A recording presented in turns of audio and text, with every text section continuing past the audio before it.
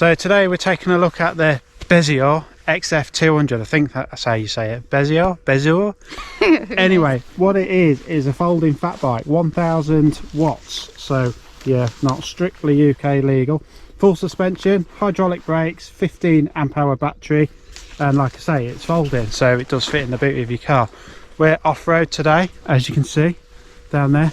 Gonna give it a blast down there, see how we get on. It does feel really solid and well built, and considering it's under £1,000, that's undercuts a lot of other sort of folding fat bikes. So yeah, we're out today just to give it a bit of torture really, with me on it. Yeah, let's get on it and give it a blast. Right, so looking at the display, excuse all the rain, it's pedaling it down at the minute. Power button, and then you've got a plus and minus for modes. Now it's a bit of a weird setup this, so if you're in mode assist 0, the throttle works, but if you're in any of the pedal assist modes, so 1, 2, 3, 4, 5, nothing on the throttle. So bit of a weird thing, and you can't change that. So what we're going to do, I'm just going to bomb down this farm track, see how fast we get, see what it's like, how it handles the bumps, what the grip's like, and then I'll do a bit of a brake test, you know, on this loose surface. So right, yeah, let's go. Here we go.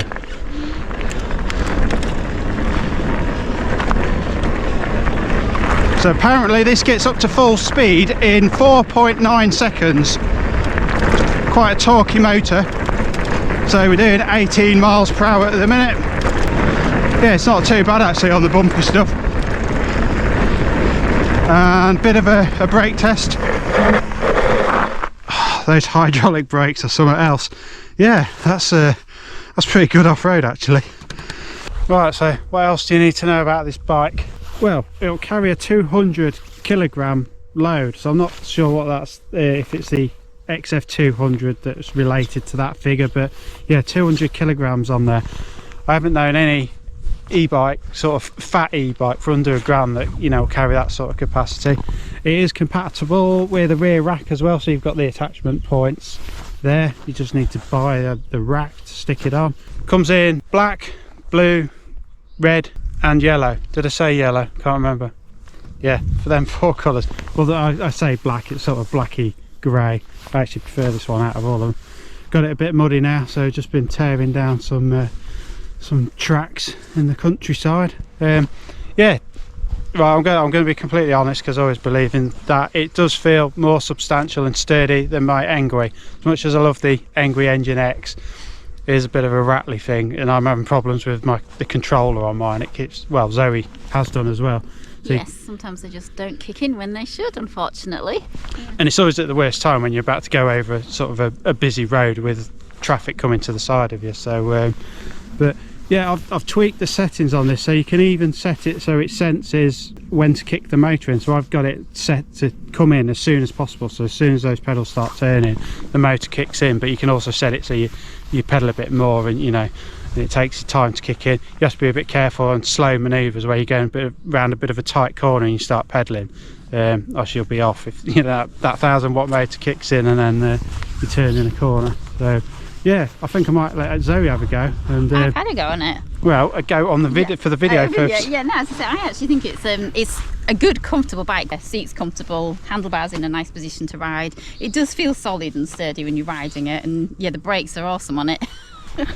I do like the grip, so it's probably something that you don't really think about until you know, try different bikes. But the grips on these are like a really grippy rubber, whereas on the Engwe's they're a bit more of a shiny plastic and a bit slippy when you've got gloves on and things. Yeah, as I say, dual suspension, so you've got a shock there. Dual shock there is adjustable. You can lock it off so it's like no suspension, or you can change the dampening on there. Front light is awesome. It's really bright at night. I'll try and, you know, include some shots of that if possible, but no rear light, so you know, you'd have to add a battery powered rear light to that 15 amp hour battery that's, you know, in this bike is supposed to give you 130 kilometer range. So I'll take that with a pinch of salt, but I would certainly expect sort of 40 plus miles on this, no problem, in pedal assist mode, not just pure throttle mode, because that saps the battery of any bike, doesn't it? It does, yeah. Yeah, even with you on it, as light as you are. So we've just come up onto the riverbank here, so the main path is See those line of trees goes up there.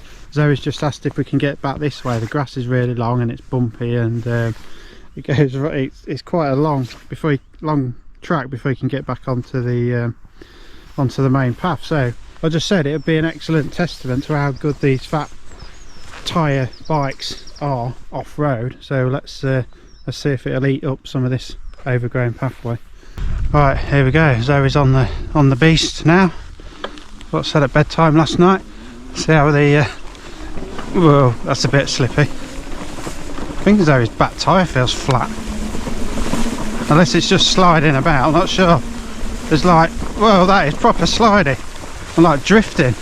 I'm so going to come off at some point. It's going to clean those tyres though. Whoa, don't do that, Christ. Oh. How you getting on? It's a bit slippy, isn't it? Yeah, it is, but it's good. You stay upright, don't you? That bike Zoe's on shouldn't have any issues with powering through this. It's almost like you're riding on ice or something, the way the steering is. We're going to have a clear out of the bikes. Look at that. Jeez. Right, so that was fun. We're nowhere near halfway round. But all the derailleur and cogs and everything got like churned up with all the grass and stuff. So we might just have to have the odd pit stop and clear off the clear out the cogs. But yeah, it's getting through all right. Yeah, it's zooming through easy, really. But I think how bad it is. I think rather than pedalling at this point, we'll probably just do throttle only, and then it's not winding it all around the cogs and the derailleur. So yeah, soldier on. Let's go. I tell you what, I'm glad I've worn my waterproof trousers today. I'm not sure if it's getting deeper or not in some bits. I think this was a bad idea, Zoe. Well, I'll explain it because it was your idea. I think we might kill our e-bikes. Wonder if I can do an overtaking manoeuvre. Oh, power through! Yeah, baby. That's how it's done. I'll tell you what, when you're the one making the path, it's a bit more of a drag. Why do we do these things? Oh, this is proper shit. Right, so let's have a look at the damage. Actually, it's not too bad on there. No. There's a few bits, and it's yeah, it needs pulling out. But how are you finding it anyway? Oh, it's brilliant, isn't it? It really stays on track, and suspension's really good, and yeah, you just keep going no matter what and how bumpy it is. It's shocking. Well, I've never rode through grass this fit or powered through it, and it's shocking how well they get through it. It's exceptionally long and thick. So if you need to get away from the filth in a hurry, then that's what you want. Yeah, it's I thought after the first 30 seconds we've made a terrible mistake here, but it's I think we're coming to a bit actually where we can get back on the main path. So yeah, it's been fun. Another thing is it's a wet test, because this grass is so wet, and some of it was as high as the bike, and yeah, so the motor's kind of been submerged. You know, when you're walking through wet grass, and if anything's going to make your walking boots leak, it's walking through wet grass, not puddles and rivers and things. So, well, streams, not rivers. Yeah. So yeah, touch wood, nothing's gone wrong yet.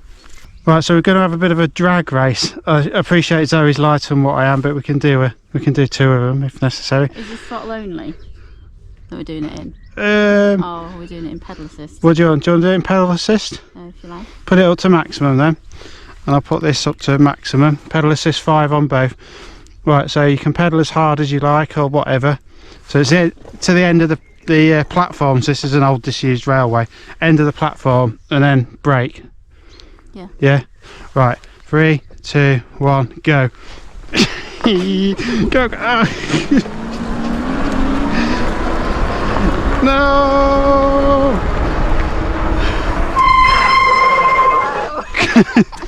God, the brakes are squeaky on this. Yeah, mine is squeaky. That's my bike. And yeah, this one that's Brooks have had. Right, let's turn around now. Swap bikes.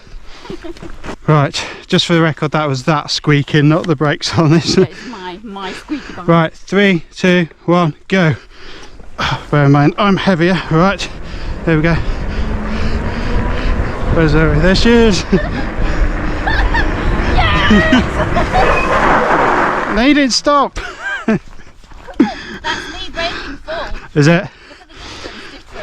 So certainly quicker with Zoe on it, but I'm probably nearly twice Zoe's weight. Just gonna ride up here on top. I'm not going to jump off the platform. Whee. Yeah. So Yeah, that was a good demonstration of how much better their brakes are though. yeah, the brakes on these are well, right, just stop you straight away.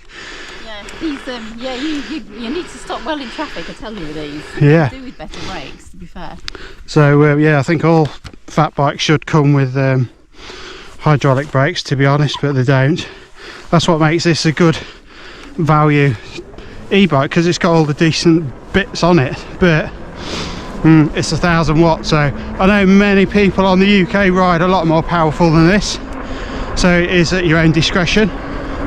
Yeah, it's certainly very entertaining to ride anyway, having all that power behind you. Right, apparently this will climb a 35-degree incline hill.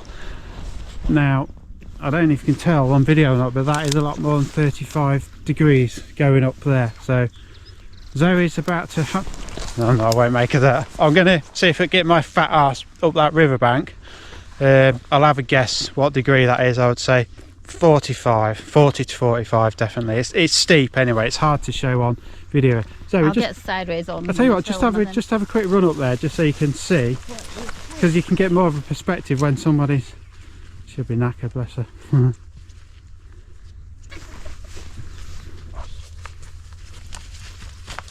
That grass is so slippy. Yeah.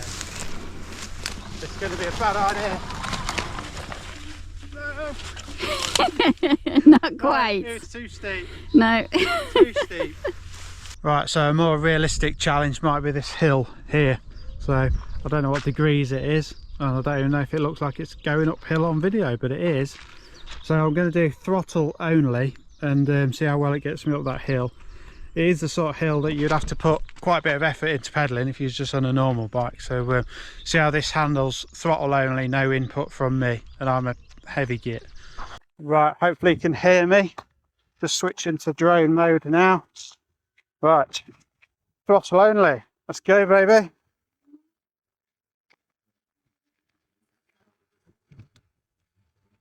No, I literally have no idea if this is going to make it up this hill or not, but it's accelerating. We're at 9 miles per hour, 10. Still going uphill. Getting to the steeper bit up here though. 11 miles per hour. It's holding at 11. Getting steeper. Drop down to 10.5. Oh, where's it going to do it? 10, 9, 8.7. Nearly at the top now. Do you know what? It's going to make it. Yeah, at the top now. It's picking up speed again, 10 miles an hour. Yeah, so it's got up the hill. I'll see if I can come back down and show you. I don't know if you can see Zoe right down at the bottom there. So yeah, that's got up there with ease really. Was starting to slow down. Anything a bit steeper, and yeah, I think you'd have to put a bit of pedal input in. You don't want to go too fast because I'll leave the drone behind. Yeah, did it. No pedal action. It looked alright, it looked like it went really fast up actually. Not that fast, it got down to just over 8 miles per hour at the slowest. So I was going to get this drone down. Right, Zoe's going to have a go now. This bike's quite tall, so if you're short like Zoe, then just a jump on and then just go. Go on then, throttle only. See what? Have a look at the miles per hour, see how low it gets. So laugh if it didn't get up. How was it? That was good. So it goes up with me on at 13, like up until the middle, then drops down to 12, and the lowest it got down to was 10.5 at the top. Oh, it got up about 8.5 for me. So yeah, it all depends on rider weight, doesn't it? Yeah. So cool. Good. Interesting. Yeah.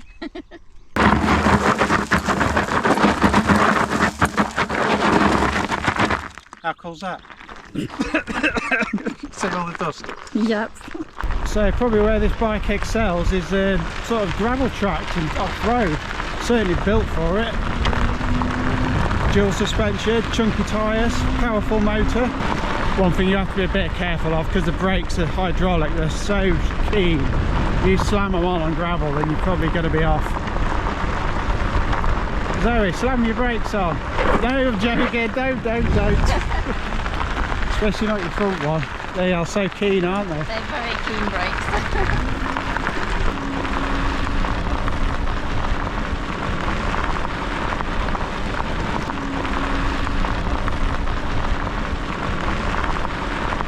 So yeah, that's the Bezior XF200. I really like it. I really like it now, you know. You do. It does feel a really good solid bike. It's fun to ride, and so if you've got somewhere off road or you're not bothered about you know who, Nina.